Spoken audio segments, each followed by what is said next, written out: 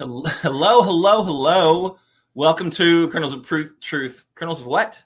Kernels of Truth. That's us. Brought to you by Progress Kentucky. Really exciting episode this week. So thrilled for you to be joining us and to be bringing you three important stories. Checking in on three important stories featuring interviews with three Kentuckians committed to making change across our Commonwealth. Tonight, we're going to hear from Annabel Nagel, usually a quiet behind-the-scenes producer of the show, fixer of political landscapes, but she just launched a PAC this week to help fix Kentucky's political landscape. So we're going to hear about that project. Then, very excited to hear from Peter Jefferson, who is with the Kentucky Student Voice team. He is a student at Henry Clay Academy, and they have just filed an important lawsuit. It was heard in court here yesterday in Lexington, focused on education funding in the state. Then checking back in with longtime friend of the show, Cherlynn Stevenson, formerly represented the 88th House District, newly minted candidate for the newly open Kentucky 6th District. Yes, that is right, folks. Cher wants to go to Washington. We're going to press her on why. So big, enormous show this week. Thank you so much for joining us. But before we get into it, we want to make sure that you are ready to help create a more compassionate Commonwealth. Because, folks, this is not just, talking heads on the interwebs. This is a digital demonstration for a more progressive Kentucky. And we really desperately, sorely need significant political change in our Commonwealth. We get it. And to get it, we need long-term power building to plug more voters into the races that really matter. If you like our governor but can't stand what the GOP supermajority in Frankfurt's done with their power, we hope you'll support Progress Kentucky in our effort to fix it. Right now, we're focused on fighting back against Trump's MAGA regime. We need your help. Please make a monthly contribution right now via a secure online website. Act Blue to help turn Kentucky purple. $10, $20, $200. It all adds up. Act Blue will definitely ask you to make it monthly, which I think is a great idea. I think a monthly donation would be awesome. Help us cover our costs. We're running in the red right now, and your support could really help rectify that situation. So let's go ahead and check in with our co-host. Let us know who you are, where you are, what are you protesting today? And this is where you can take part. This is an interactive part of the show. If you're watching live, go ahead, put in the chat. If you're listening later, you can add a comment on the blog. We'd love to hear what you're protesting today. As we all know, Steve Bannon's strategy is in effect right now, and they are flooding the zone. Lots to be upset, outraged, concerned about. So what are you protesting today? I'm Aaron. I'm coming to you from Chilesburg, lovely deed-restricted community in Lexington, just before you hit the growth boundary. And my sign says, whether it's Boeing or Bitcoin, whether it's Boeing or Bitcoin, a bribe is a bribe. All right, so that's because, a lot of bribery happening there in the White House, and where mostly in Mar-a-Lago, probably, because I definitely feel like the guy spends more time in Mar-a-Lago than the White House. But yeah, all right, let's go check in with our co-host, Chris. Chris, you there? Yeah, I'm here. Hello, everybody. This is Chris Priest from Berea, Kentucky. And my protest signs today says, suspend tariffs, not habeas corpus. Because, Lord of mercy, if they suspend habeas corpus, it is game over. It is time to just revolt. Because that is the underlying thing of all of it. What if they gave you a fully outfitted Boeing 747? Would you care that much about habeas corpus? Let's compare what we're protesting today. Well, then I could just fly out of the country. I don't know that I could afford the gas for that though. Even it would be a very long trip. Yeah, no, that's a good point. Those things just drink the fuel. Yeah, man, habeas corpus. They're like floating the idea that hey, maybe we should get rid of habeas corpus. Just for the bad people, right? Because that's the way it works. That's the way habeas corpus works, right? Yeah, just tossing it out there to see what happens. Yeah, it's bad news. Maybe we could rally some attorneys who really like being attorneys to buy a lot of like meme coins, Trump meme coins, or whatever the hell they are. Like, It's outrageous. You have to like learn about a new monetary program to track the corruption that's happening in Washington, D.C. But yeah, here we are. It is a lot. Oh my gosh. And there's so much going on all the time. All right, I gotta go run to get the baby. I'll be right back. There's a baby. The baby needs Chris's attention. All right, well, just leave me, Mr. Co-host. That's fine. So yes, really thrilled about this show. Thrilled about the folks that we're going to be talking to. And in fact, we might as well just bring one on right now. Dear friend of the show, Progress Kentucky board member, General Kentucky Bluegrass political badass, our friend Annabel Nagel has recently, like this week, within the last 7 days, launched a PAC. She's going to become a political power player and buy elections, right? That's what PACs are for, buying elections. Duh, yeah. That's why we're here. What's the PAC? So we are the Henry Project. We are Central Kentucky's newest super PAC. Very excited. Our whole mission is electing common sense candidates, which sounds like a given in Kentucky, but no. Chris Priest is baby. Back. He brought a baby. So if you're listening to this, just to let you know, like the oohs and the ahs are not about necessarily the Henry Project, although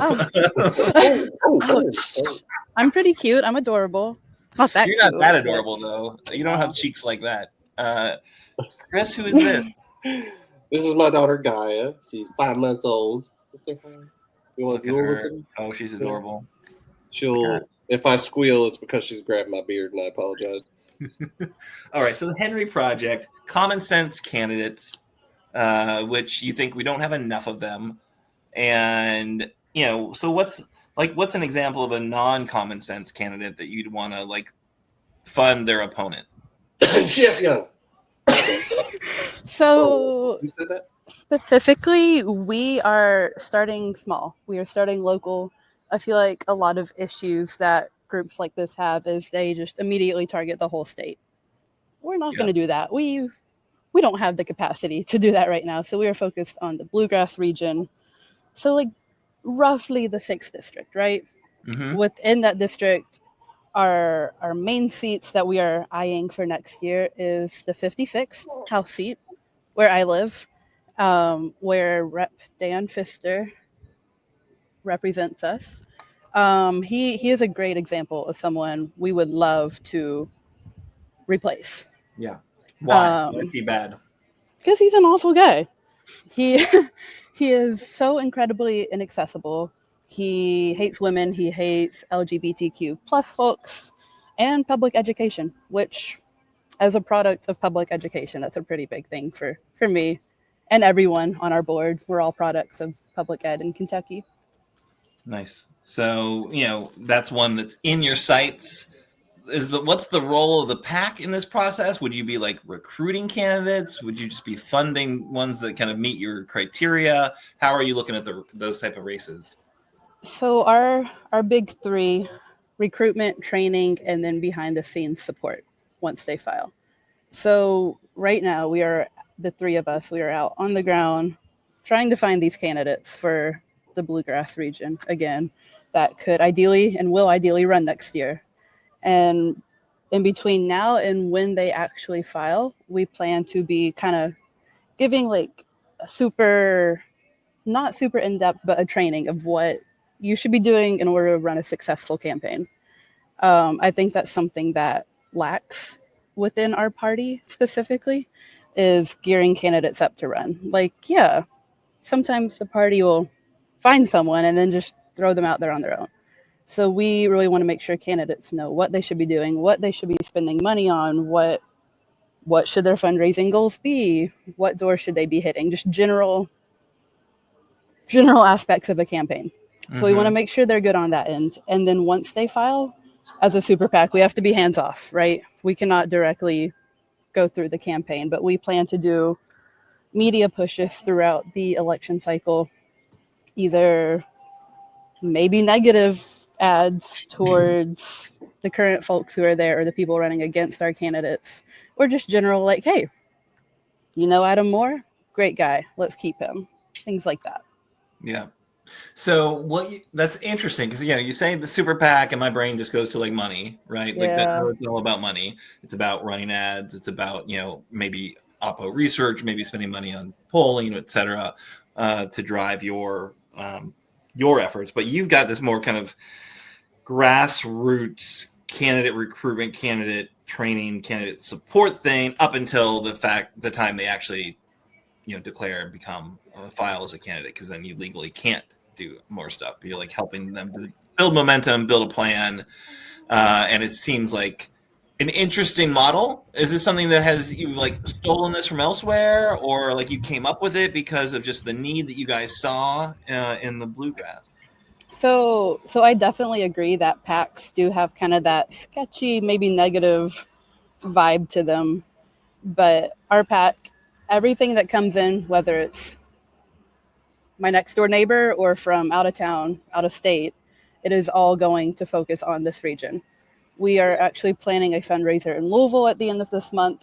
But all of that money, Louisville doesn't need it. So it's going to come right back here to win seats in the bluegrass. We collectively created this PAC because we just saw no one else doing it.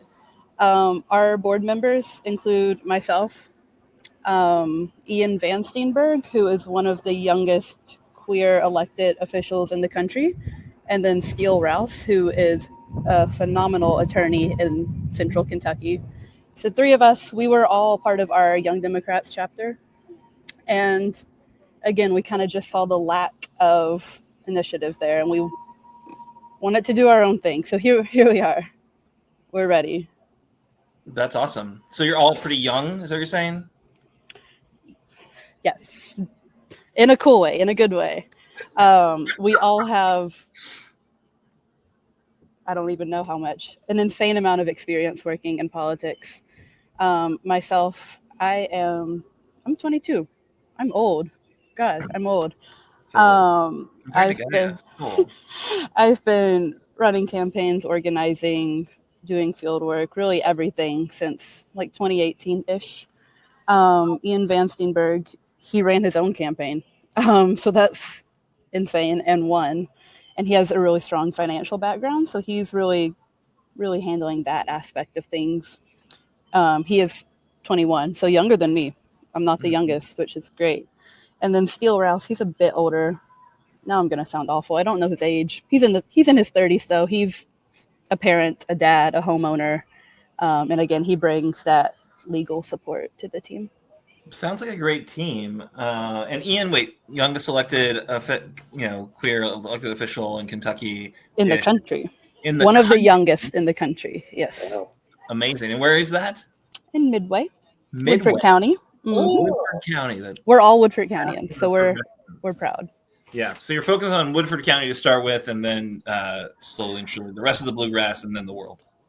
Kind of. So next year, besides the 56, we are also looking at the 88 in Lexington. So Sherry's old seat, flippable. We need to get that back. So we're already working on recruiting for that. We are looking, of course, at the 6th district as a federal PAC. We are able to kind of pull into those more national campaigns, not national, but like federal.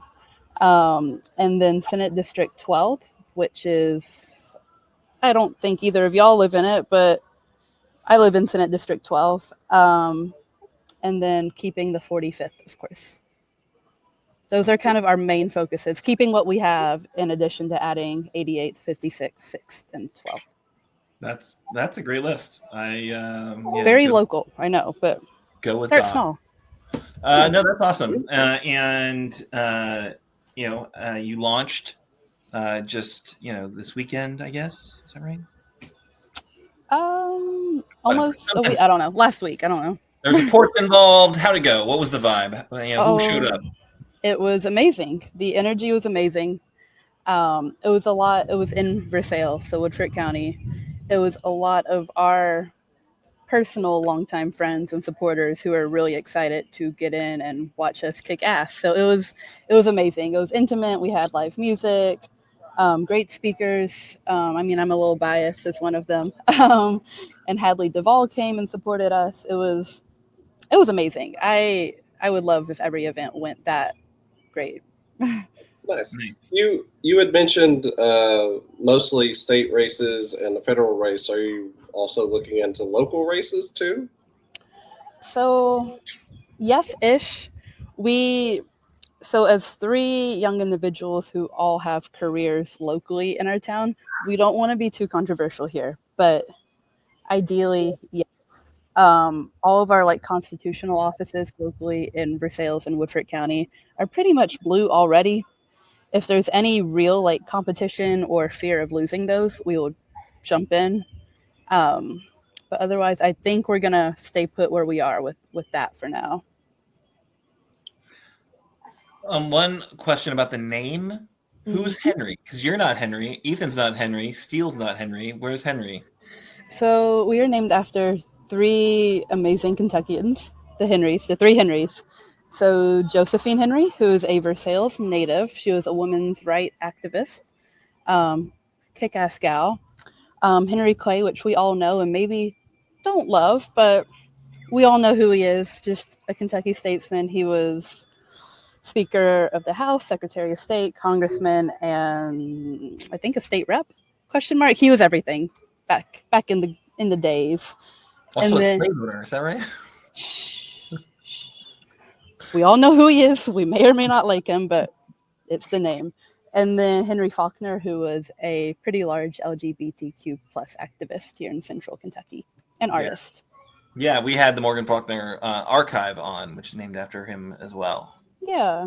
So 3 Henrys, 2 are maybe a little bit better than the other one, but 2 out of 3 ain't bad, and the third one everyone knows. Yeah, I mean, we're technically nonpartisan, so we gotta drag those folks in.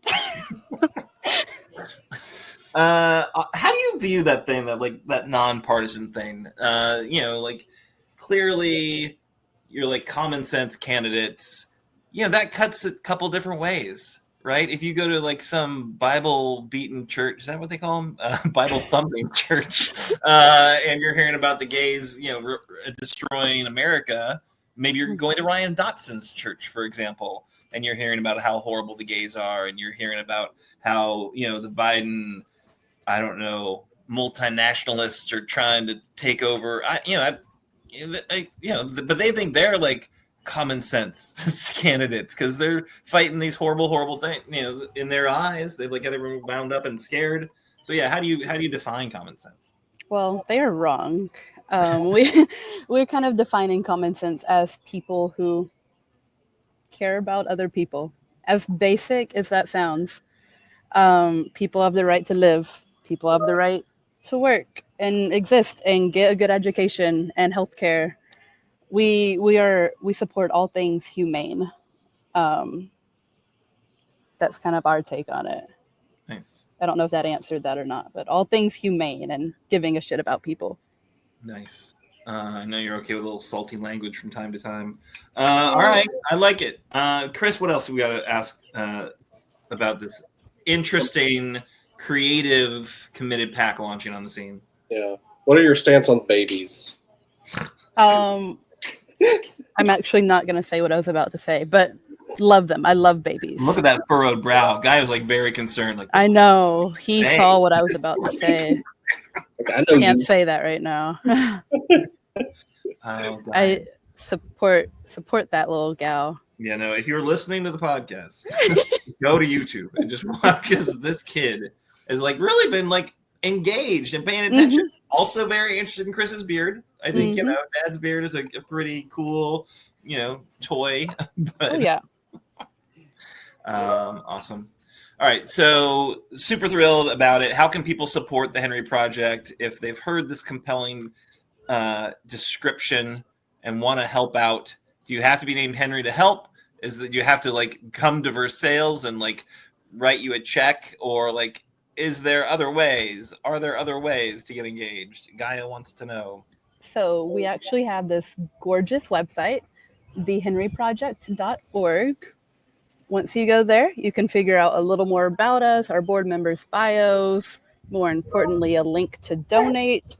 That'll take you to our Secure Act Blue link, which we would love money. But if you're unable to contribute financially, that's okay too. I get it. As a young person, I especially get it. Check us out on social media. Share it with your friends. Just help us get the name out there. And you don't have to be in Central Kentucky. You don't have to be named Henry, even though it would be kind of cool. You don't have to be. We'll take all eyes. I feel like you should like do a fundraising appeal that's like focused solely on Henrys. Like, so you like, hey, we have 100 Henrys who donated. Now you need to join too. Yeah. I don't know if you can cut your prospecting list just by Henrys and just see how that goes. Gotta find 100 of them. Chocolate bars too, and just like check them. Nice. I don't know. Yeah. Whatever it takes to get eyes on us, I will do it. And we're now bringing on from the Kentucky Student Voice team, which is a team we have in fact had on a number of times for a number of different education-centric issues, but really an amazing crew, student-led initiative. Gaia is thrilled about this, but yeah, they were just arguing a lawsuit in court in Lexington yesterday, and want to hear how that happened and how it went. And so Peter Jefferson from Henry Clay Academy, welcome and thank you for joining us. Peter, tell me a bit about, remind our viewers who maybe didn't catch the last time the Kentucky Student Voice team was on the show. What's Kentucky Student Voice team, and then what was your lawsuit about? Great. So the Kentucky Student Voice team is a nonprofit group here in Kentucky, and we are dedicated to co-creating more just and democratic schools across the state. And our main kind of operating procedure is we're an intergenerational group. So we've got adult partners.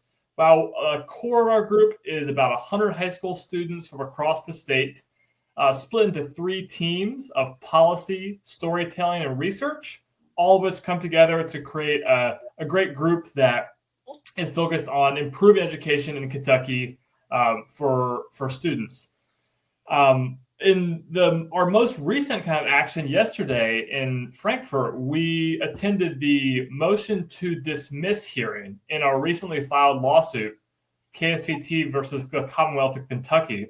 And so for the viewers at home, as you said, I'll give a quick background about the case. We filed our case in January, and this case alleges that the state of public education in Kentucky is no longer meeting the 1989 Rose versus Council for Better Education case and the standard for public education that it set forth. The 1989 Rose case was a crucial part of public education in Kentucky. It set forth 7 main capacities that all public schools had to provide to their students and issued a mandate that the legislature and the government had to change the system to meet those mandates. Out of that, in the early 90s came KERA, the Kentucky Education Reform Act, that is responsible for the SEEK formula and the decade or almost 2 decades long prominence of Kentucky on the national stage of education. Now, our lawsuit is alleging that that is no longer the case. That in Kentucky, education is not being properly supported, is not being properly funded, is not being properly given to the students across Kentucky in a myriad of ways that we talk about in our nearly 70-page complaint.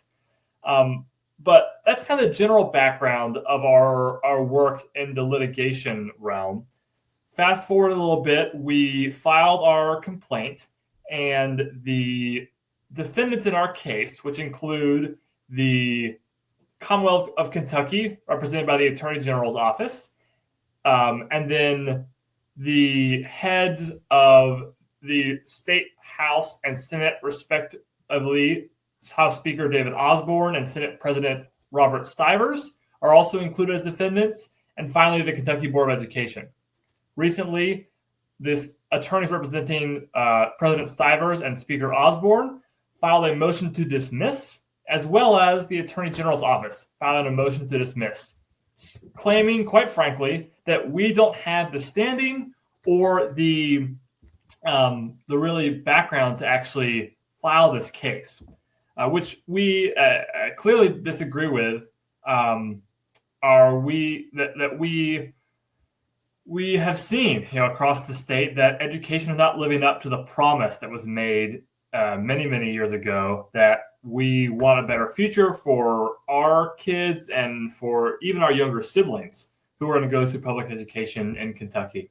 So during the hearing, we heard some arguments from the Attorney General's attorneys who claimed and really focused on the argument that the student voice team and the named plaintiffs alongside the student voice team, who are individual students named in our lawsuit, who can testify to the direct harm that they've been caused, really try to claim that we didn't have the standing to bring the case because we hadn't been materially, specifically harmed by the system. They claimed that it was generalized arguments that were not applicable to the law in this case. Now, I'm not a lawyer, so some of it went over my head, but we have a great legal team made up of several different lawyers, one of whom, Michael Abate from Louisville, is an experienced constitutional lawyer who has taken up our case. And then also several lawyers who have a lot of experience in education law. Michael Rebell, an attorney and an educator at Columbia, has worked for nearly 30 years in the education law space and has been part of several landmark rulings, especially in New York, about education rights and the right to a quality education. And then Michael Gregory, you'll notice a pattern here. We have a lot of mics, who's also a lawyer from Harvard, who has experience in the education law lab there and is also an instructor. So our legal team brought forward the pretty simple argument that the Rose decision guarantees a constitutional right, that the quality of education in Kentucky is enshrined in our Constitution and has to be upheld, and that just like any other constitutional right, it doesn't matter the way that it is violated, if it's violated in a general or specific way, that the violation of the right is the problem in and of itself, and that clearly brings us standing. Now, at the end of the day in court, we did not get a decision from the judge on whether this case would proceed or not. We're waiting on some more information from the attorneys, and the judge was interested in hearing some more about some other cases that could pertain to this. However, our attorneys seem to think that the court day went very well, and they were very excited and hopeful to see this case proceed. So hopefully that gives kind of a broad summary, gets everybody up to speed. Absolutely. Yeah, sounds good. Chris, get a question for Peter? I know this is an issue you're really interested in. Sorry. I'm a high school chemistry teacher here in Berea. Which county? I teach at Berea Independent in Madison County. Very nice. And so thank you all for, standing up for students and advocating for education. I certainly think that it could be funded more. So how do you feel, could you go into a little bit of how you feel that you have been harmed, like maybe by a lack of certain classes that you took, or a lack of number of teachers, maybe there's too many students in the classroom, like how, could you elaborate a little bit more? Yeah, so we have a very long complaint. It lists a lot of details about what the specific issues were. So I am not a named plaintiff in this case, but I can speak to both what our complaint says and then what my kind of anecdotal experience has been. So one of the things that our complaint focuses on very clearly is an inequity in funding across districts. In the Rose decision, the maximum inequity and kind of gap between the richest and the poorest district was about just under, I believe, $3,000 per pupil. And just recently, that gap reached a higher level in the Rose decision. So that's a small statistic that showcases one of the key issues that we're looking at, which is there is a huge disparity between the wealthiest districts. For example, Fayette County, the district that I am in, has incredibly well-funded district programs in comparison to other places for a number of reasons. But we have, for example, some of my friends who are named plaintiffs who live in, say, Western Kentucky, who drove several hours to make it to Frankfort, don't have the same number of AP classes that I do, for example. Or, to be frank, don't have enough certified teachers in their school. They're having to constantly bounce between a virtual class where they can pull a teacher in here and a teacher who's here for half the time and who isn't here for another half the time. And a lack of counselors is another big issue. Kentucky law mandates that there is one counselor for every 250 students. But at some of the schools that student voice team members attend, there's one counselor for every 400 students. And while those things may seem kind of difficult to translate into a direct harm, to us it's pretty clear that the Rose capacities, which say that we have to be media literate, we have to be civically educated, we have to be able to discuss social, economic, and political issues in the classroom, we have to be financially literate, we have to be prepared, for to be a citizen in Kentucky and to contribute to the future of Kentucky, that these conditions, these inequities in funding, these inequities in staff, and the environment that the legislators have created means that we cannot properly pursue this education, and we can't adequately engage with a system that is supposed to help us, but has not lived up to the standard that we asked it to. Yeah, wow. Yeah, I see all of those, or many of those things that you had mentioned, where in places that I have taught, whether where I'm at now or I've taught at a couple of other places in Kentucky. It's hard. And a guidance counselor managing 400 and sometimes cases more students is just not feasible. It's not quality. They're not able to get reach and talk to all the students and do all the various different parts of their job, having to manage that many kids. Exactly. Well, I think it's really a great idea that you all brought the case. I hope it is successful. I think just that fact that the disparity between the wealthy, districts and the poor districts has, topped what was in existence when the first, case was brought and, found in favor of students. So really glad to see that happening, because it's a problem. We need to make sure it's great that you are at the Henry Clay Academy, and everyone should have the access to the same type and quality of education wherever you live.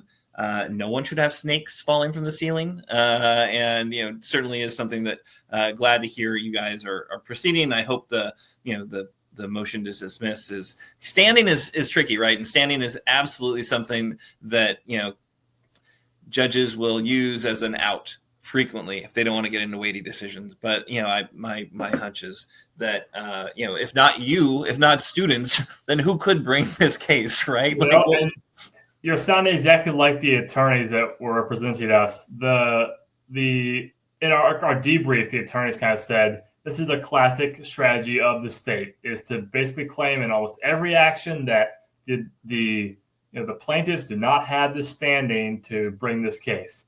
And the judge, in their questioning of the opposing attorneys, pretty much said what you said, which is that if not students, who has standing to talk about education?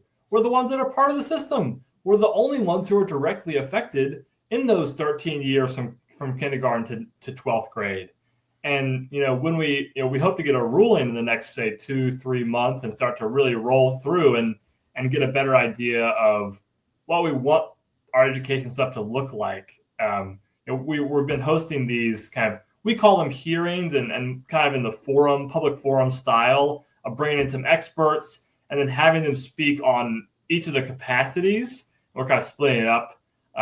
Each of the capacities to answer the question that people inevitably ask, which is, once this ruling, is made and we hope in our favor, what then? If this declaratory judgment that something has to change is handed to the legislators, we want to have something in hand to follow right after and say, here you go. We already held one hearing on civic education that brought forward a ton of really interesting things about extracurricular engagement and how students become prepared for a modern society where, being able to do math and read critically isn't the only thing you need to be successful. Now, we're planning to have another hearing in Louisville on student mental health in August or September. So keep an eye out for that, obviously. But it's a tricky thing, the standing issue, but our attorneys felt pretty confident that we're on the right track. That's great. Well, hey, so thanks again, Peter. Definitely love to hear more in the next few months when this ruling is reached, and as the court case proceeds. Love to have you or another member of the team back to fill us in. So thanks again. Thanks so much. Have a great night, everyone.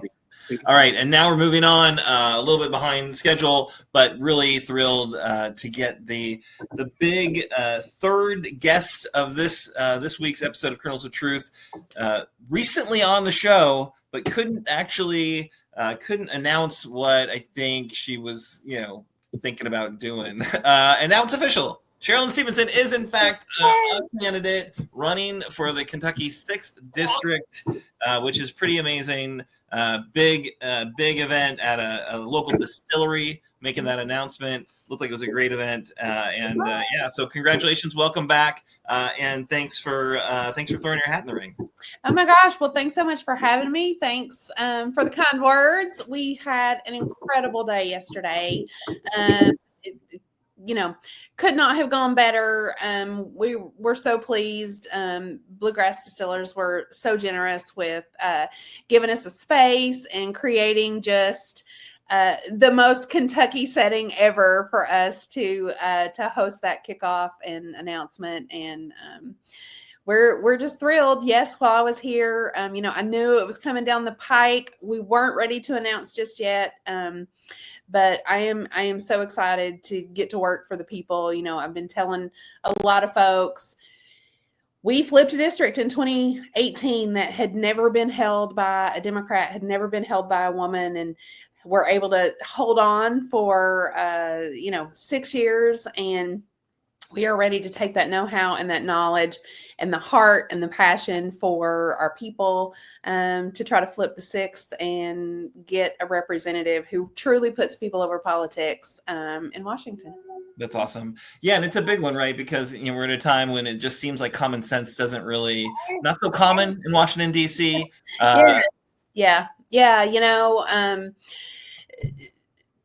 Common good and common sense built Kentucky, and we really need to get back to that. We are such a neighborly state.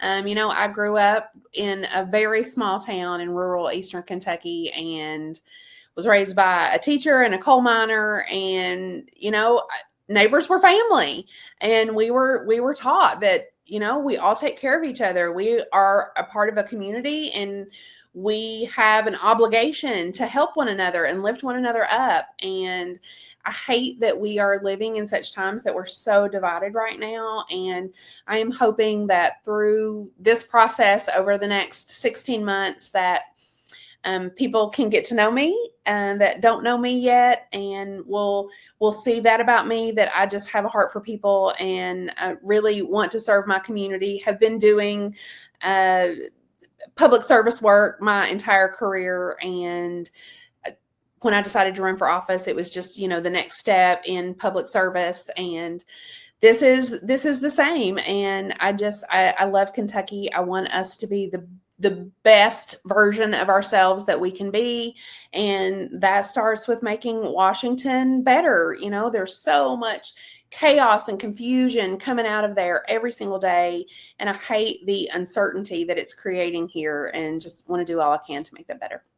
And I don't know, this will be a popular idea, but look, if you win, which I desperately hope that this district flips. Because it's been in Republican hands for quite a while. I don't know what it's gotten us in terms of representation, but when you go back there, it's 435 members of Congress.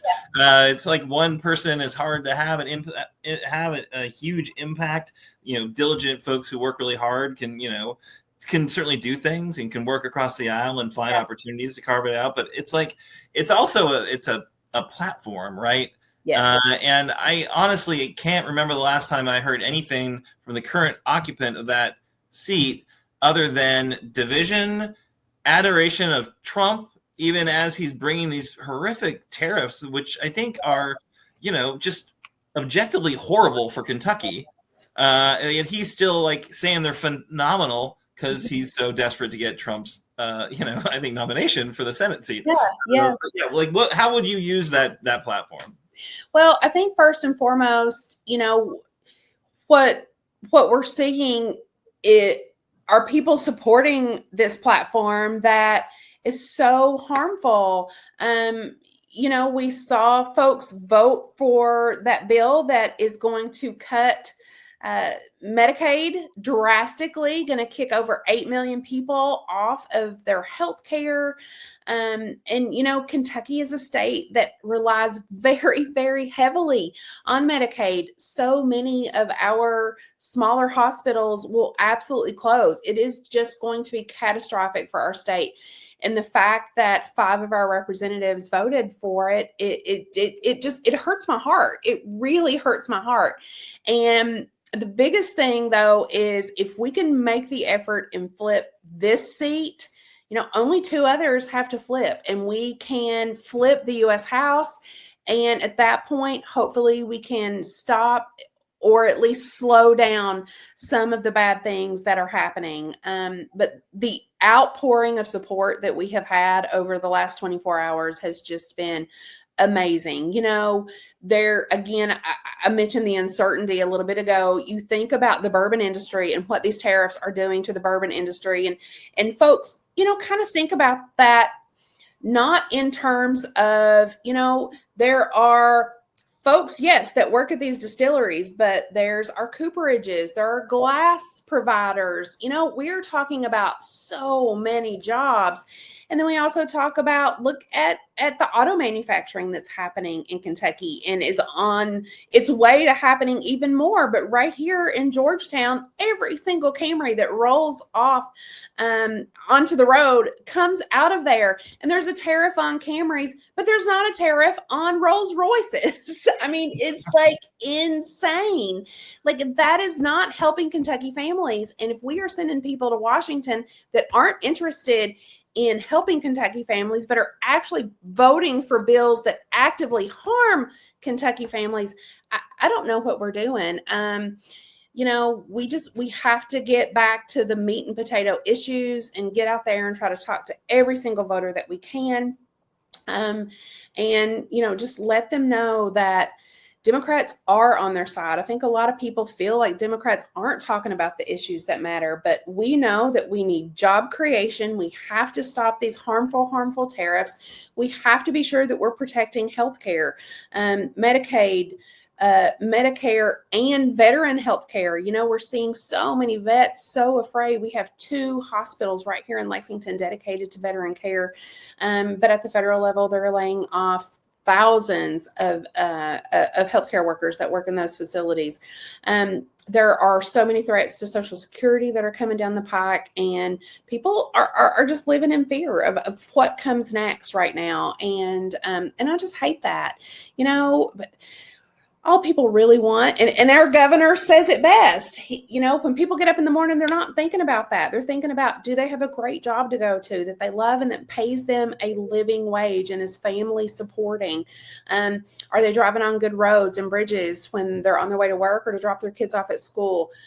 Are their kids able to get a world-class education when they get to that school? And are they going to be safe there all day? And then, after work, do they have enough money to provide, good, nutritious food for their kids at the end of the month? Do they really have enough money to pay their bills? That's what people are focused on, and that's what our public servants should be focused on. But right now, we see a lot of people in Washington that are willing to throw Kentucky families under the bus, all for the sake of giving billionaires a tax cut. And, on my watch anyway, I will stand up and say, absolutely not. That's awesome. Chris? Yeah. Thank you for jumping in so early. I think that's a really important thing to get in here and do.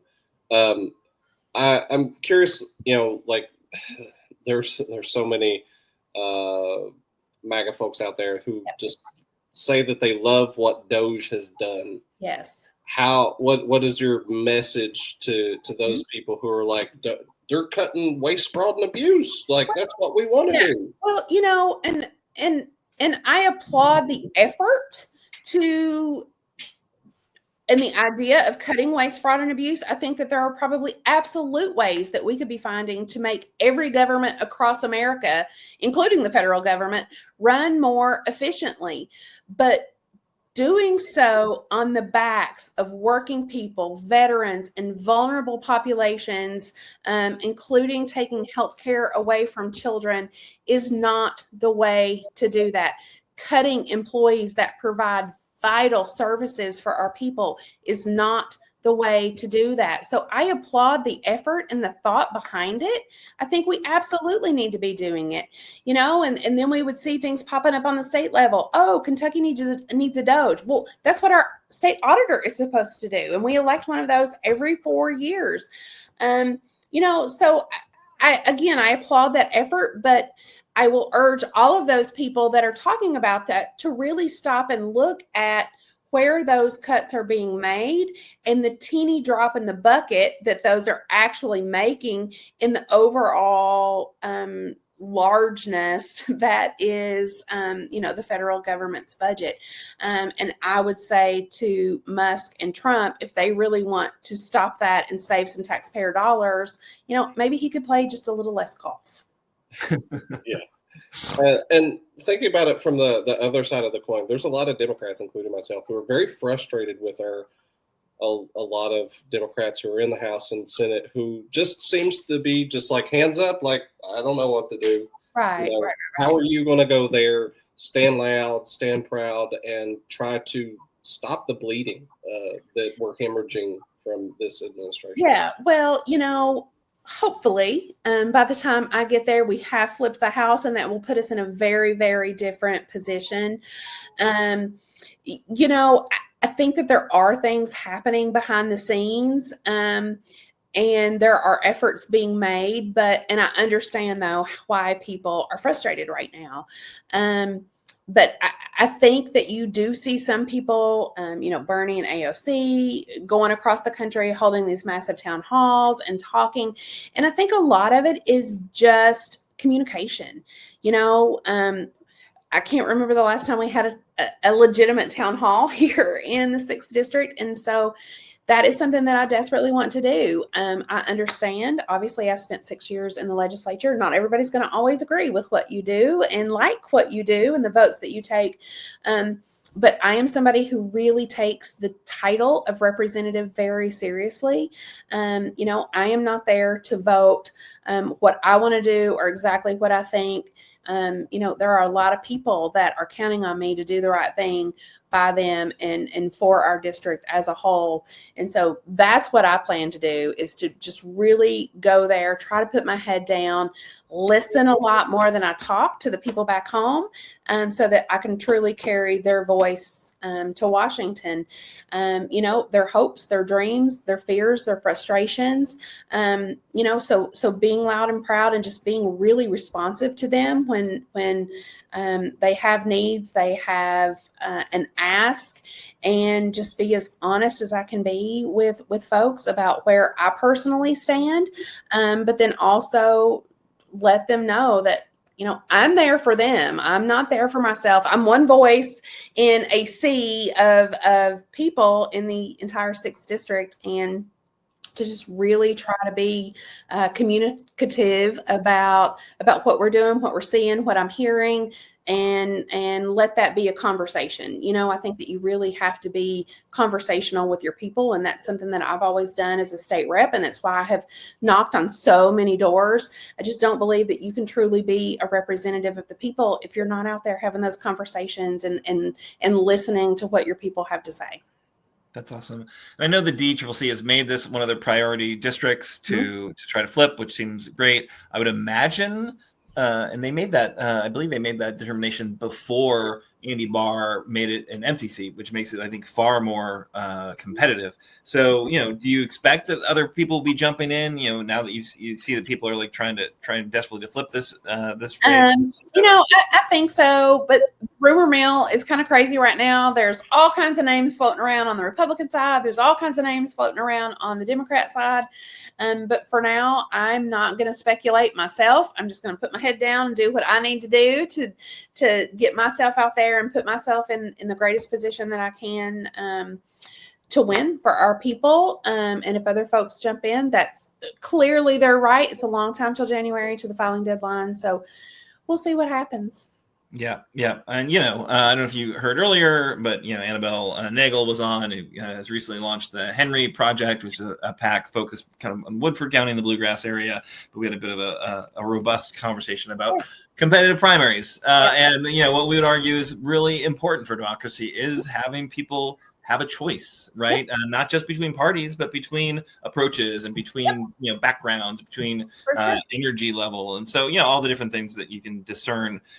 So I, as much as I adore you and want you to see you go to Washington, D.C., I also love democracy. So we'll see what happens. And, I promise that if multiple candidates do get in, we will host a primary. We've done it before. We'll do it again so that people have a chance to see all the candidates. But yeah, really do appreciate you jumping into this because I know it's a lot. It's a lot. Awesome. And 19, is it 19 counties now? It's 16, but 2 of them are partial. So Bath and Anderson, it's only part of the county. Yeah. And just to squelch any fears from you, Cherlynn, I'm not going to file. Okay. You know what I do want from you though is some of that really good chocolate. That's fuel. That can definitely be fuel. Yes. Yeah. And Chris, let me use this opportunity to thank you for stepping up and putting your name on the ballot and putting yourself out there to run.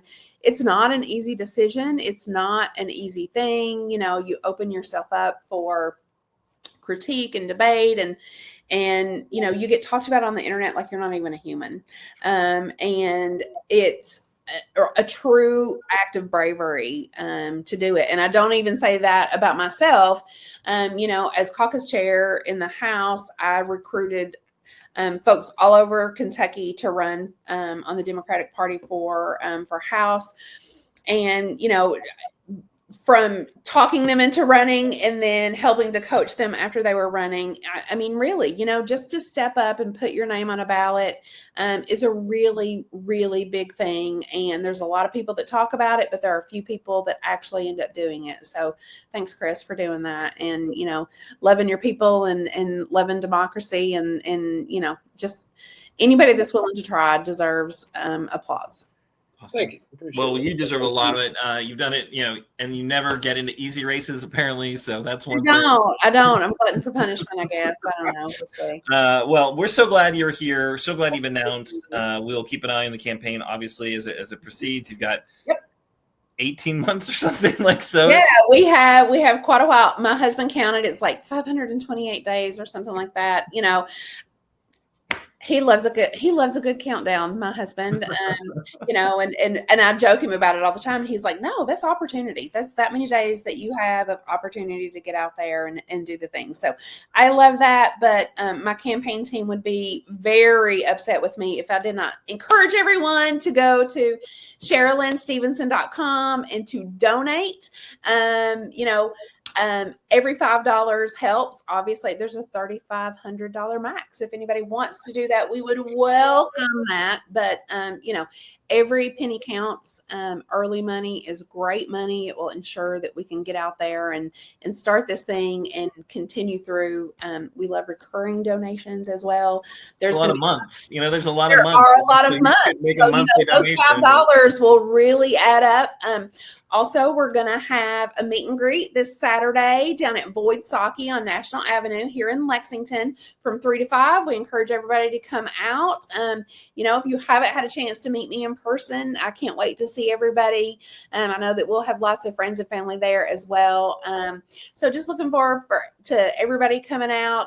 So I encourage everybody that's watching to come out too. We'd love to see you. And so I'm assuming there's because you're you live in the 88th, you ran and won the 88th representative for quite a while, but you're not from Lexington, right? Not. So are you going to bring some folks from home? You know it. Yeah. My parents are here all the time, and my dad helped knock doors. And so there would be times, even last year, that I'd be knocking doors and people would be like, your daddy came here all the way back when you were first running. So people love that. I'm from Eastern Kentucky. My mom was a teacher. My dad worked in coal. They're retired now, so they spend quite a bit of time here with us. But yes, the outpouring of love that I have received from home has been amazing. Lots of people ready to knock doors, ready to do all the things. People are asking for swag already. So hopefully we can have a merch store up soon. There'll be lots of ways to support. And as you mentioned before, we have a long time between now and next November. So I look forward to finding a spot for everybody that wants to help. We welcome it. Right now, the best thing that we can do, though, that you can do to help us is to give money. Awesome. So Void Sake, 3:00 on Saturday. If you want to come out and have some great sake and have some get fired up about some more democracy and a great opportunity here in Central Kentucky. Awesome, Cherlynn. Thanks so much. We'll have you back soon. Thank you all so much, Chris, Aaron. Love to you both. Bye. All right. So now we have our own call to action, which I think my friend Chris is going to be able to present to us. Encourage you to get involved. Yes. So join us at the farm. You been out to West 6 Farm in Frankfort? Splendor plus beer? Bucolic? What? Bucolic? So just in case anyone hasn't picked up on it, Chris did not read the copy before this moment, which is fair. We didn't really prep him very well. And Aaron apparently made some interesting word choices. So it's fine. So do not miss this bucolic splendor plus beer. And on Saturday at noon until 1:30, Progress Kentucky will be out there. We're faced with unprecedented challenges to our democracy, but the Bluegrass is poised to play a critical role in turning our Commonwealth purple over the next 18 months. And it would be awesome to get out on the same page about how Progress Kentucky can help make this happen. So Saturday at noon, come say hi and find out how you can help us. Nice. Thank you. Yeah. So if you've not been West 6 Farm, you got to go. Come and hang out with us because it should be a great day, great conversation, great beer. So that's what we're doing. I hope kids can run around. I took a ride. Oh my gosh.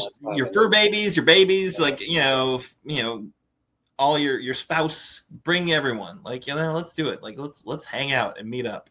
All right. So I'm going to close this out. Thank you, Chris. Thank you, Annabel. Thank you, Peter. Thank you, of course, Cherlynn. And thanks to all the viewers, listeners, everyone who helps make our democracy better by checking it. Paying attention to what's going on. Progress Kentucky is a nonprofit organization registered with the Kentucky Secretary of State, organized as a 501c4. We're affiliated with the Indivisible Project and the Commonwealth Alliance Voter Engagement Cave. We are also proud members of the Forward Kentucky Network. Bruce Maples, we're a part of that effort. Check it out. Support that as well. Progress Kentucky's goal is to educate, organize, increase voter turnout, and advance a progressive agenda through civic engagement. Please join us next week for our 211th episode. Production of episode 210 was by Annabel Nagel, who was also a guest. Wasn't that crazy? She multitasked. Nate Orshan wrote and performed our theme song. You can find more information and very little music about the North Atlantic Treaty Organization at natosongs.com. If you miss our weekly live stream on Facebook or YouTube, audio podcasts and our show notes are available on Apple, on Spotify, on Audible, I think. Really, wherever you get your podcasts, we're probably there. And if you do listen to the pod, please leave us a 5-star review wherever you're listening right now. And you can do it right now, because you don't need to hear the outro music. I like the outro music, but you've heard it before. You can just go right to that, that app and give us a 5-star review. Maybe make a clever comment about how much dead air we had this week. I don't know, whatever you want to say. But yeah, we appreciate you listening. We appreciate your support. And I hope you will continue to support a better democratic process for our Kentucky Commonwealth. Thank you.